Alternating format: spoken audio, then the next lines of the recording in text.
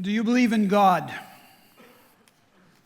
Kind of a daunting question in light of the responses of two of the most brilliant people in the history of history.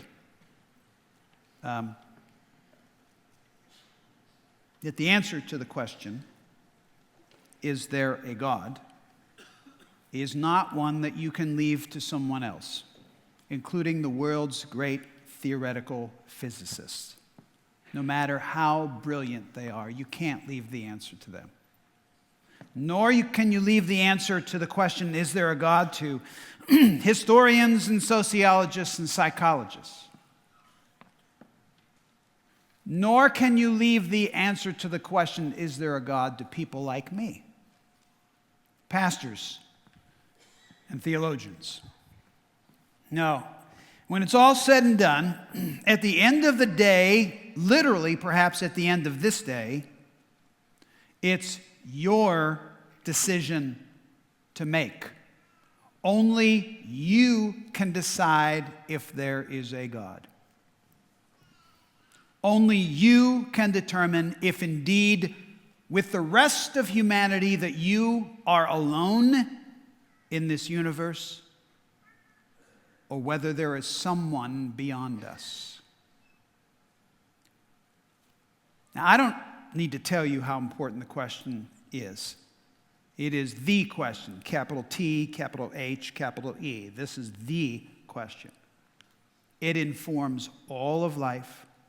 There is nothing in life that the answer to that question does not impact.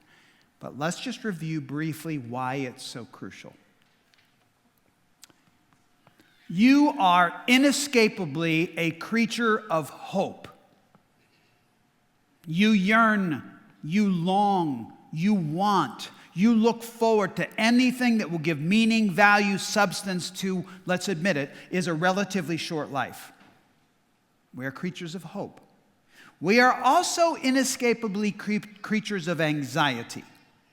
We worry chronically. We have fears of despair. We fret over pain. We agonize in our tragedies, both large and small. We always wonder if there's some reason through our pain. You're a creature of hope. You're a creature of anxiety. And we're all creatures that are deeply inquisitive. We ask, we wonder, we need to know about the big things, the little things, about destiny, about calling, about significance. We are inescapably inquisitive. So, the way you answer the God question determines and defines your hopes, your fears, and your wonderments, your questions. The answer to the question, is there a God, impacts our relationships, our morality, our lifestyle, our happiness, our careers, our marriages, our parenting. There is not an area in our life that is not impacted by the answer to the question, is there a God? And of course, there is that whole matter of death and what happens, if anything, to us thereafter. Yeah, I'd say the answer to the question, is there a God, is kind of a big deal.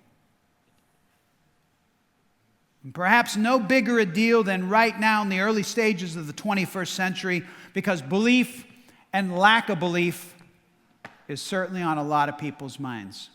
Did you catch the research that came out this week from the Pew Research Center? Thanks, Gerald. Second massive study that they commissioned, 35,000 people interviewed nationwide. That's a massive study. They did it in 2007. They've now repeated it in 2015. And what they discovered in 2007 is being repeated. The pattern is repeating. The trajectory is repeating. And it's this: religion is weakening in America. They also discovered that the percentage of Americans who say they believe in God, pray daily, and attend church regularly is declining. I mean, you know this, right? You know this. The share of Americans who say that they are absolutely certain that God exists has dropped significantly since 2007. That's in 8 years. The percentage points of drop are pretty stunning in a short period of time. And the drop is even greater and faster among our younger generation. Why is that? Why do you suppose that faith in God is declining? Why are people believing less these days?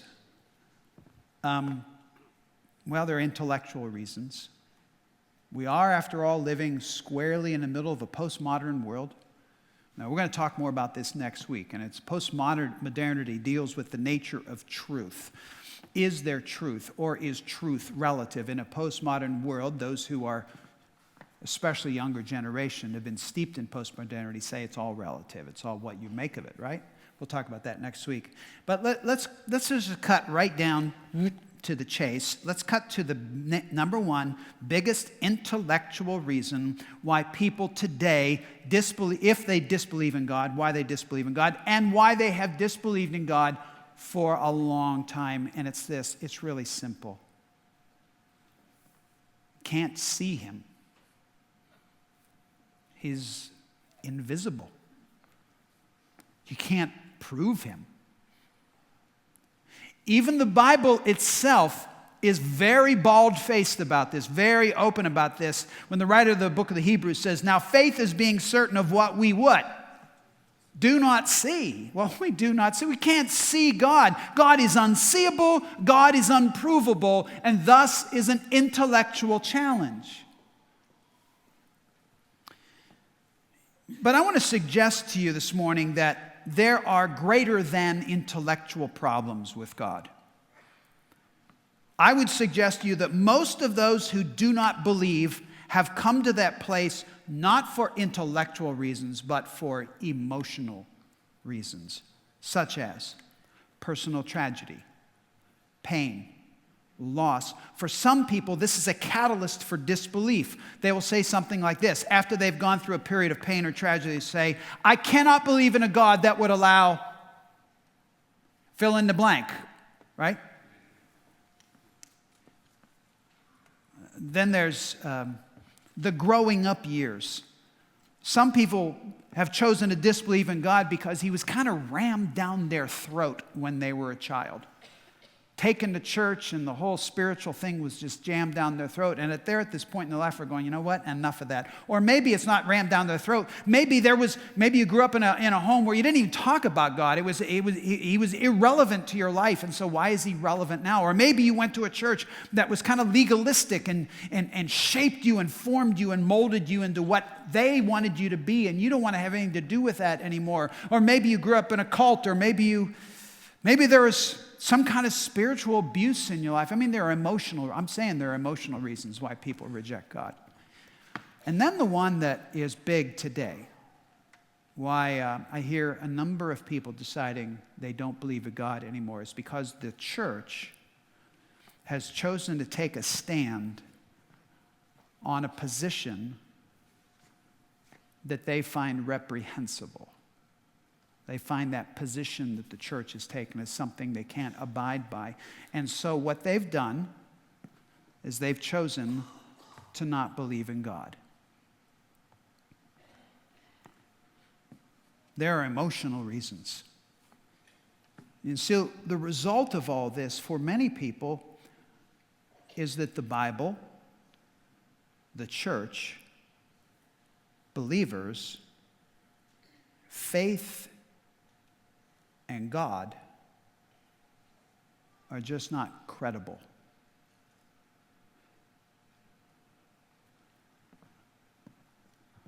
So here we all are. We are a motley crew in this room. We've got people all over the spectrum when it comes to belief and disbelief. We've got people in this room that are fuming mad right now about the issue of God and spirituality and faith. We've got people who are right on the edge. This is picking off a scab that has been there, and there's this degree of anxiety. There are some people in the room going, I don't know what we're yelling about. I don't really. I don't understand. I mean, God, of course, God. I mean, then there are people that are sitting in this room, and your posture doesn't tell me this, but inside your mind, you've got those arms folded, and they are folded tight around you, and you're like, prove it. And then there are the fighting fundies in this room that would say, pity the fool that doesn't believe in God. We are an odd bunch gathered here today. So how does one go about determining in a gathering like this the answer to the biggest question in the universe? The biggest question in the... Have I made my point that there is no bigger question? This is the question, is there a God? Well, I'm thankful for, in such a complicated subject, I'm thankful for a guy named Rick Mattson who wrote a book for a guy like me. The book is called Faith is Like Skydiving. Okay, so here's what's cool about it. I mean, the subject is very deep, but what Rick has decided is he has come up with these illustrations that you go, oh yeah, that makes sense. Like this first one. Faith is like skydiving. Faith is like jumping out of a plane at 12,000 feet. Faith, listen, is a calculated risk. My daughter Lucy, just a few years ago, decided to jump out of a plane. Okay, this is a picture of her. She's in the blue, in the middle there, getting ready to jump. That's her friend Lisa and her friend Erin. I asked her why.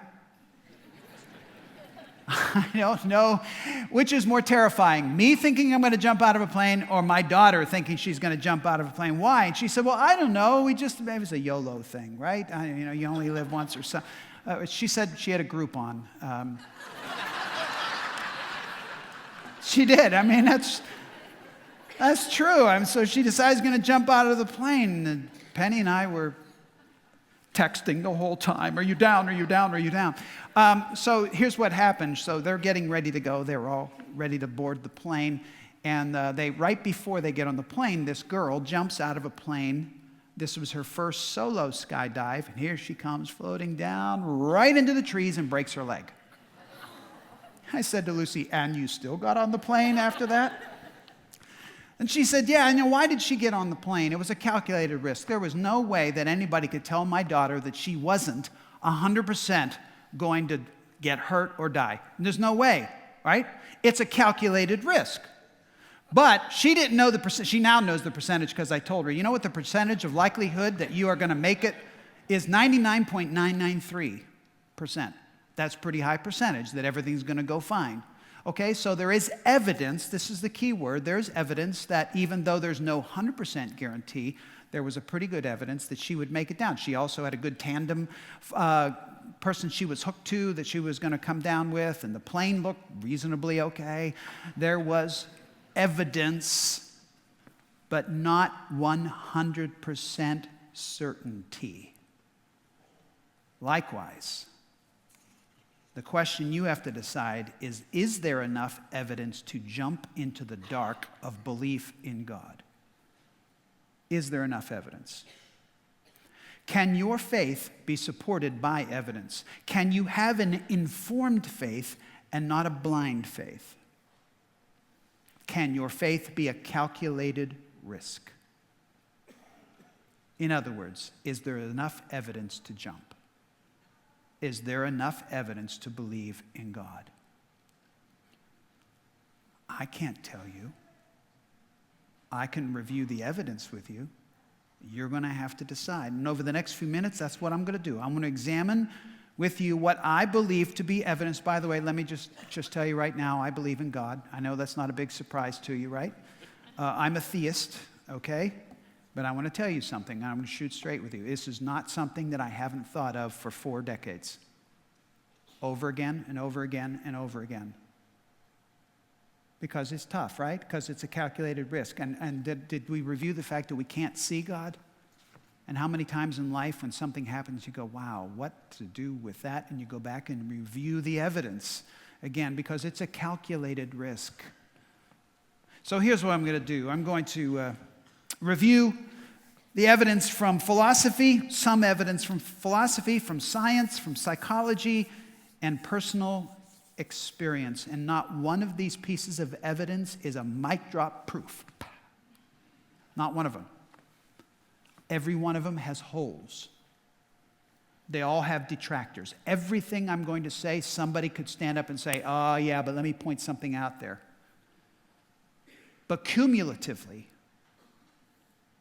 here's what I believe, because I believe in God, that they make a strong case for the existence of God. But you're going to have to decide whether you agree with me on this. So here we go. And for those of you who are frantically taking notes, let me remind you that the notes will be posted online by tomorrow afternoon, and you can actually see my notes. Here we go. Philosophy. There are some theories that would point to the existence of God, and I'm going to share them with you, but this is so ridiculously oversimplified because there are whole books written on each one of these theories. Like when I talk books written on these theories, and what I'm going to give it to you is in one little paragraph. Such as the theory of causality. It goes like this. The world is here. It must have come from somewhere. Somebody or something must have caused it to come into being at one time or another because, listen, nothing cannot produce everything. Non-life cannot produce life. Unconsciousness cannot produce consciousness. For life, consciousness, and everything to come into a being, it seems to be that there has to be some conscious life that originated it. That's the theory of causality. If you had a watch and you placed that watch, all the pieces of a watch, all the pieces in a can, you covered the can and you shook it gently for 1,000,000 years, that watch would not ever accidentally come together and be running. It would never happen. Someone has to put the watch together. That's the theory of causality. Then there's the theory of movement. The universe is in motion. It's in transition from potentiality to actuality. Whatever is in motion must have been put in motion by an unmoved mover. It's the theory of motion. Then there's the theory of purpose. In this world, even things without intelligence are ordered toward a purpose. Unintelligent objects cannot be ordered unless they are done so by an intelligent being, which means it seems to point out that there must be an intelligent being to move objects to their ends. Then there's the theory of change. The material world we know is a world of change. The world began with only the potential to change, but it needed to be acted on by someone or something outside of it if that potential was going to be made actual. You see, the universe is the sum total of all matter and space and time. These three things depend on each other. Therefore, there must be a being outside of matter, outside of space, and outside of time that formed them together and caused them to move into change. There has to have been an unchanging source of change. Now, if that's a little bit confusing to you, let me just jam them together into one ridiculously short composite theory. It would go like this: a world that has life, a world that has purpose, a universe that is in motion, and a universe that is changing seems to point to a being outside of it to cause it all to happen. As Richard Swinburne said, this is exactly the type of world one would expect to find if there is a God.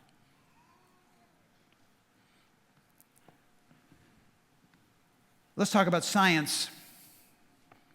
Could it be that the physical world also points to a creator? Now, there's a couple places in the Bible that the writers of the Bible think this is true. For instance, one of the early church fathers, Paul, wrote this. He said, "For since the creation of the world, God's invisible qualities, his eternal power and divine nature have been clearly seen, being understood from what has been made." Paul would say, I look around, I see the physical world, and you know what? It tells me that there's a God. Now, I can only touch on this evidence, only touch on it, and specifically, I want to hone down into a theory which is called the theory of fine-tuning. Fine-tuning. The fine-tuning of creation. Some scientists have argued that there are 55 parameters that the world must lie between to permit advanced life in the universe. In other words, if the world that we live in existed outside of one of those 55 parameters, the world would not be able to contain life. Now, everyone relax. I'm not going to share 55 parameters. I'm going to share 6. 6 parameters. Here we go.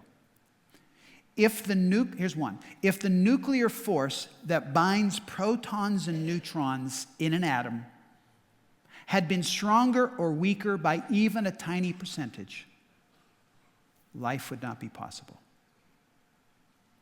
If neutron mass or electromagnetic force in the world were adjusted by only small amounts, life would be impossible. If the tilt of the planet, the axis tilt, was greater even by a small amount, the surface temperature of the planet, the differences would be too extreme for life to exist. Here's a 4th parameter. If the surface gravity was stronger, then the atmosphere would retain too much ammonia and methane. That's not good. If it was weaker, we'd lose too much water. That's not good. If the water vapor level around us was greater, we'd have runaway greenhouse effect. If it were lesser, then the rainfall would be too meager for life. Here's the 6th, and then I'm done with this. If the thickness of the Earth's crust was thicker, too much oxygen would be transferred from the atmosphere to the crust. We need oxygen, right, to live? If the crust were thinner, tectonic activity, the plate shifting and earthquakes, would not be able to sustain life. That's just 6 of 55 parameters that make the earth habitable. The probability of all 55 parameters being actualized in a single planet in the universe is 1 in 100 billion trillion.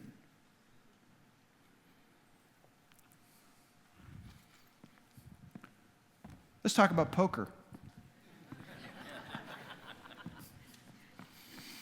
So, you know what the best hand you could get in poker is, right? It's a royal flush. Ace, king, queen, jack, 10 of the same suit. You know what the chances of getting a royal flush? 1 in 650,000. So it's a big deal when you get a royal flush and you're playing poker, right? Let's say you're playing poker and you get a royal flush. Ta-da! Maybe a once-in-a-lifetime event. It just doesn't happen very often. So you're playing and I got a royal flush. And then you're dealt another hand and what? Another royal flush. You're dealt another hand and you get a royal flush. And then you're dealt another hand and you get a royal flush. And you're dealt another hand and you get a... And then you go, wait a minute. The probability... Somebody is fixing the cards. When you look at the world as it's established today, somebody's fixing the cards. Someone prepared a house for humanity to inhabit. Let's talk about psychology. Conscience. Let's talk about conscience. Conscience, which is moral intuition that, ooh, that's not right. That's wrong. Conscience, okay, that's the existence of right and wrong. Now, to me, the very fact that we have conscience makes me wonder, where does conscience come from? Could it be that the divine conscience then gave birth to that in us? Okay, everyone knows in the world knows deep down that there is some sort of obligation to be and do the right thing. That's human conscious working. That is moral intuition. But let's take it one step further. It's not the fact that we have a conscience that's important. It's the absolute authority of that conscience. This is really huge, so stay with me here. In this world today, it is not unusual for someone to rebel against the state. It is not unusual for somebody to rebel against their family. It's not unusual for somebody to rebel against the church and the police and authority figures, okay? But no one on the planet would ever allow themselves to rebel against their own conscience. As a matter of fact, people get very belligerent when there is some sort of suggestion that they have to violate what they believe to be true. So my question is, it's not just conscience. It's the absolute authority of conscience in every human being. It's sort of like the last line of defense. Why is it that, where did that come from? That conscience is become our last line of defense, that it's the absolute authority of conscience in our lives. Could it be that conscience is the voice of God in the soul? Conscience. Then there's the matter of goodness. Look, if something is called good, by what standard has it come by being called good? How do we determine that something is good? In relation to what? What is the good standard? What is the maximum goodness? This theory suggests that there must be, if there is a good in this world, there has to be a maximum good by which all goodness is measured. Could that be God? And then there's desire. So C.S. Lewis suggested this, that creatures are not born with desires unless satisfaction for those desires exists. Are you with me? So we're born with desire, and desires have to be met in some kind of satisfaction. So a baby feels hunger. Well, it's a good thing there's food, right? Dolphins want to swim. Well, there's such a thing as water. People feel sexual desire. Well, there is such a thing as sex. And then he said this, but if I find in myself a desire which no experience in this world can satisfy, then is it not that the most probable explanation is that I was made for another world and there is one out there that can fill that desire that's not in this world?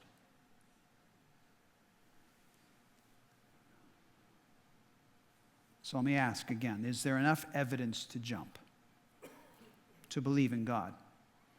Now, next week, I'm not going to cover it this week. We don't have time. But next week, we're going to look at history. What does history say about God and about the Bible? But our last area that I want to look at is one that you probably might want to just roll your eyes at, but it's the subjectivity, the personal experience. People's personal experience, does that point to a God? Now, this area of evidence may carry the least amount of weight, but let me just say to you, you cannot dismiss this out of hand, because sometimes the evidence of a thing is found not in itself, but in its impact. This is what Jesus was trying to say when he said, you know what? God is like the wind. You can't see the wind, and you don't know where the wind is going, but you feel the impact of the wind. So let's talk about the subjective evidences of God. There are people in this world that they would tell you, they would say definitively, I've come to the point where I believe that God exists because, and they will tell you this is subjective, they see him and they feel him aesthetically. In beauty, in art, in music, in nature. This happened to me in New Jersey, of all places. I'm driving down the interstate in New Jersey, and I was on my way to my sister's house, and from someplace I was in New York, and I decided I was a little bit bored, so I turned on the radio, turned to a classical radio station. From time to time, really, that's the only thing that really helps is classical music for me sometimes. And so this piece came on. It was Cesson, and it was the organ symphony, and I'd never heard it before. It was in 3 movements, and I'm sitting there listening. I'm driving, had an ice cream cone in my hand. Life was good. It was wonderful. And the first movement, it just started to get under my skin. And I loved it. And then the second movement, and I just felt my heart just engaging in it. And this is completely subjective. I admit this to you. But came to the third movement, and halfway through the third movement, tears are coming down. It just gives me chills to think about it now. Tears were coming down my face.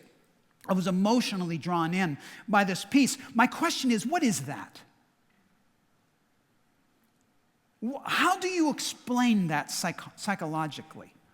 How do you explain what you've experienced when you stood there and you're in the Rockies and you see a mountain for the first time, the Rockies for the first time, and you can't talk, you can't breathe, you can't express, or you hold that child, that grandchild, or that child in your arms for the first time, you don't know what to say, you're so overwhelmed, what is that? Now, I know that doesn't prove God. I'm just asking, what is that? Where does that come from? Could it be there's something beyond us that unlocks within us this desire for that? Others will tell you that they believe there's a God because they've experienced a miracle, what they believe a direct intervention of God in their lives. This is completely subjective, but my friends, you can take my word for it or not, but I've been in ministry 4 decades, and I've seen the unexplainable. I've experienced the unexplainable in people's lives over and over and over and over again. It's not like an everyday experience, but sure is more common than we even talk about, where God, I believe, intervenes in some way and does something. Is it proof? Absolutely not. It's not proof. Who can prove it? I'm just asking, where does that kind of thing come from? Could that point to something beyond us? Still others, many will tell you, millions of people throughout history would tell you that they came to a point in their life and something was missing in their life. There was a hole in their soul, and they realized it was unable to be filled in any other way until they found God. So yes, these evidences are subjective. I know that. But they have been experienced by countless billions of people throughout human history, so you cannot dismiss the subjective out of hand. Are they the effects of the wind of God? You're going to have to decide. Let me wrap this up. So is there enough evidence for you to jump? That's really the question of the morning. And before I completely wrap this up, I feel like I want to offer you the alternative. I've been talking about evidence of belief in God, faith in God. May I suggest to you, from my perspective, what faith in not God looks like? Faith in God. Now I want to talk about what it looks like to have faith in not God. This is what I think faith in not God looks like. It looks like, first of all, that you believe that nothing caused everything. If you have faith in not God, you have to believe that nothing caused everything. If you have faith in not God, you have to have a supreme view of humanity, that humanity is on its own, there is nothing beyond us, and humanity can make life work without any outside agency. Faith in not God believes that human beings have the ability to create and maintain a world in which we all live, that human beings can use politics and reason to shape the human condition, and that humans are basically good and getting better and will evolve fast enough to keep us all alive longer and healthier. If you have faith in not God, that's what you have to believe. And if you have faith in not God, and you come to that point in your life where you feel like something is missing, if there's an unmet desire, then you have to believe that that desire can be met somehow in the world or in your mind through psychological reasoning, maybe through another human being or something material, that the yearning of your soul can be met somewhere in this physical world.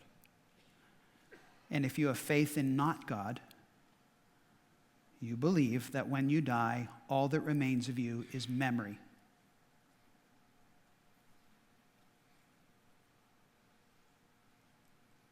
So, yeah.